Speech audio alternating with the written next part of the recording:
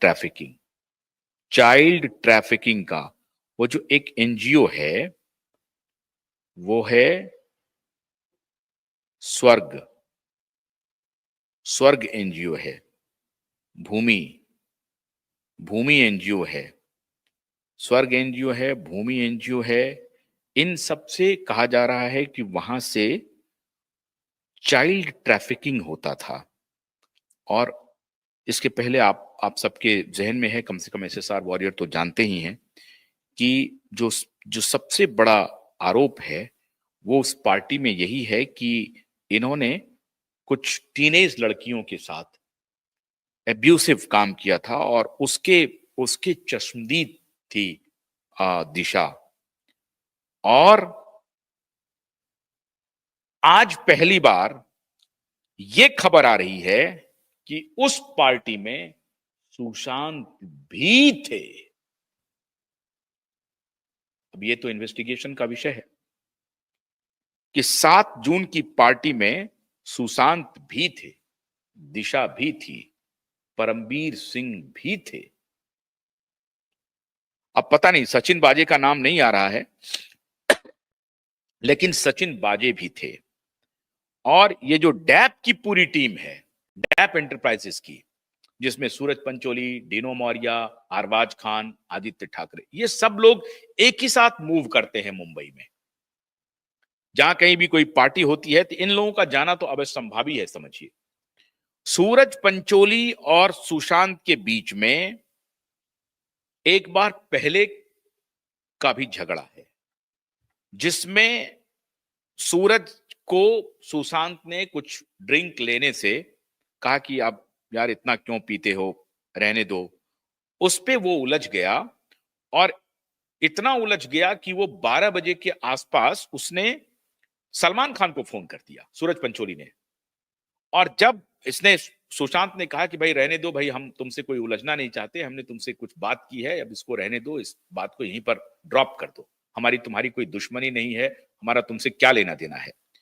तो वो नहीं माना और उसने सलमान खान को फोन किया। और जब सुशांत अपने घर पहुंचे तो रात में उनको सलमान का फोन आता है कि धमकी भरा फोन आता है कि तुम अपने पजामे में रहो, पजामे से बाहर नहीं जाओ। ये है कहानी।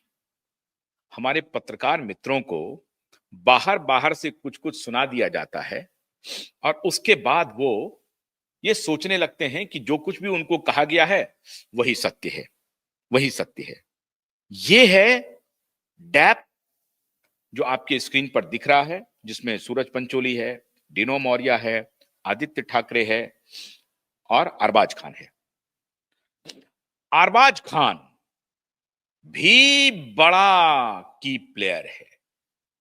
और जब ये कहानी शुरू हुई कि दिशा के केस ओपन होने वाले हैं, अदालत जब लगी सितंबर में, तब से इन्होंने क्या किया, अपनी ब्रांडिंग करने के लिए एक पॉडकास्ट शुरू कर दिया। और उसमें जावेद अख्तर तो महेश भट्ट तो ये तो वो सबाना आजमी, वो अपने जो मिले जुले लोग हैं, अंकल आंटी, उनको बुला बुला करके अपनी ब्रांडिंग शुरू कर दी, जैसे कि रिया चक्रवर्ती ने ब्रांडिंग शुरू कर दी। क्योंकि सोशल मीडिया के जरिए लोगों तक पहुंच करके अपनी छवि अच्छी बनानी है, क्योंकि उनको मालूम है कि वक्त आ रहा है जब ये कोई नहीं बचने वाले हैं। कानून के हाथ बड़े लंबे होते हैं, कानून के हाथ बड़े लंबे होते हैं। एक मिनट जरा सा एडवोकेट अभिषेक मिश्रा को फोन करिए। नहीं कर रहे हैं, मैं एक बार फोन करता हूं, मैं लाइव फोन कर रहा हूं, संभवतः नीलेश जी तो वहां पहुंच रहे हैं। मैं एक बार फोन करता हूं और सीधा बात करता हूं। हाँ कोई बात नहीं है, मैं अभी देखता हूं। आयुष तिवारी का फोन आ रहा है, आयुष को फोन करो, आयुष को, आयुष का नंबर है आपके पास? आयुष मीटिंग में है, अच्छा। मैं सीधे कोशिश कर रहा हूं मुंबई जाने का, ताकि आपको मैं अभी एग्जैक्ट क्या हो रहा है वहां पे ये मैं बता सकूं। जो जो वैसे जो जानकारी मुझे आपसे शेयर करनी थी वो मैंने आपसे शेयर कर ली है ऑलरेडी। मैंने अभी फोन मिलाया है, मैं देखता हूं कि अभिषेक अगर हमारा फोन उठा लेते हैं, हालांकि वह बहुत बहुत भीड़ है, मुझे जानकारी मिल रही है कि काफी भीड़ है वहां पर, वकीलों की भीड़ है, पुलिस की भीड़ है और मीडिया वालों की बहुत भीड़ है, ये भी मुझे नीलेश जी ने बताया है। अभी फोन वो पिक नहीं कर रहे हैं, जाहिर है वो भीड़ में होंगे।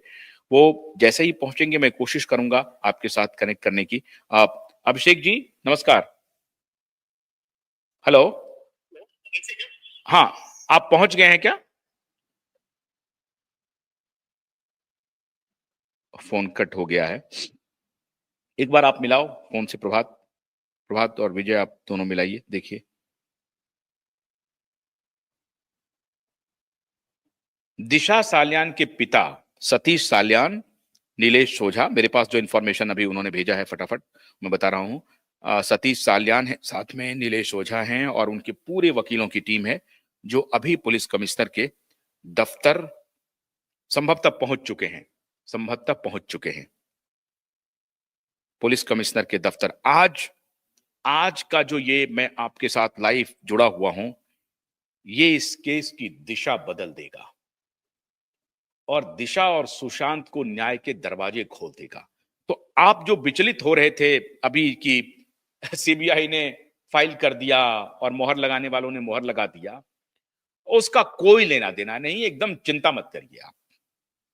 और कल बिहार में पूर्व डीजीपी ने कहा कि आपने देखा होगा, पूर्व डीजीपी ने गुप्तेश्वर पांडे ने कहा कि जो भी अगर फाइनल रिपोर्ट या क्लोजर रिपोर्ट सबमिट हुआ है, उसका कोई लीगल सैंक्टिटी नहीं है। अदालत उस पर बात करेगी, बहस करेगी और जैसे ही कोई नया सबूत आता है, उस नए सबूत के साथ अदालत केस को रीओपन कर सकती है। और मैंने कल आपको बताया था कि कितने केस रीओपन हुए, तो इसलिए कुछ भी घबराने की जरूरत नहीं है। ये जो लोग, खास तौर से कुछ पत्रकार, जो, अच्छा कमाल की बात है, मैंने कल भी बताया था कि पत्रकार को तो सवाल पूछना चाहिए सीबीआई से, तो पत्रकार कह रहे हैं कि नहीं, मैं जो कह रहा था वो भी सीबीआई कह रही है, वही सीबीआई कह रही है। तो डीजीपी जो कह रहे हैं वो गलत कह रहे हैं। डीजीपी कह रहे हैं कि कोई जांच हुई ही नहीं। मुझे मुंबई में मुंबई पुलिस ने जांच करने की अनुमति नहीं दी, बिहार पुलिस को। आईपीएस अधिकारी को क्वारंटीन कर दिया गया और बाद में अदालत से संज्ञान लेकर के, अदालत से आदेश लेकर के उस आईपीएस अधिकारी को छोड़ा गया, एक प्रकार से नजरबंद कर दिया गया। ये पत्रकार इस पर कोई सवाल नहीं पूछ रहे। चलिए, ये हो सकता है कि मान लीजिए कि मुंबई पुलिस को शर्म आ रही थी कि बिहार पुलिस क्या बहुत स्मार्ट है क्या, हमसे ज्यादा स्मार्ट है क्या, तो कोई बात नहीं, उनको कहती कि भाई आप हमसे ज्यादा स्मार्ट है, आप आए हैं जांच करने के लिए तो आप करिए, क्यों नहीं दिया। और ये सवाल कौन पूछ रहा है? ये सवाल पूछ रहा है बिहार के पूर्व डीजीपी गुप्तेश्वर पांडे। वो कह रहे हैं कि मुंबई पुलिस ने सुशांत और दिशा के मामले में जो वॉचअप किया है, जो केस को उन्होंने बर्बाद किया है, पूरा इतिहास याद रखेगा और मुंबई पुलिस की जो साख गई है उसे लौटाने में वर्षों लग जाएंगे। लेकिन जब आज कमिश्नर के मुख्यालय में, कमिश्नर के दफ्तर में ये एफआईआर अपने ही पूर्व पुलिस कमिश्नर के खिलाफ हो रहा है, तो मुंबई पुलिस को देखना है कि अब क्या करती है मुंबई पुलिस। क्योंकि जो एफिडेविट है, जो कंप्लेन है, उसका हवाला हमारे एडवोकेट साफ साफ दे रहे हैं कि जैसे ही वो कंप्लेन हुआ, और दिशा के पिता ने किया है, सतीश साल्यान जी ने किया है, तो सतीश साल्यान का जो एक कंप्लेन है एक कॉम्पिटेंट पुलिस ऑफिसर के खिलाफ है, इसीलिए वो कंप्लेन अपने आप में एफआईआर में कन्वर्ट हो जाएगा। तो ये हार्डली मैटर करता है कि पुलिस उसको किस रिकॉर्ड में रखती है या पुलिस उसे कैसे ट्रीट करती है, लेकिन कानून की निगाह में वो कंप्लेन जो पुलिस मुख्यालय में जाकर के दिया जा रहा है, वो अपने आप में एफआईआर के रूप में ट्रीट किया जाएगा in the court of law.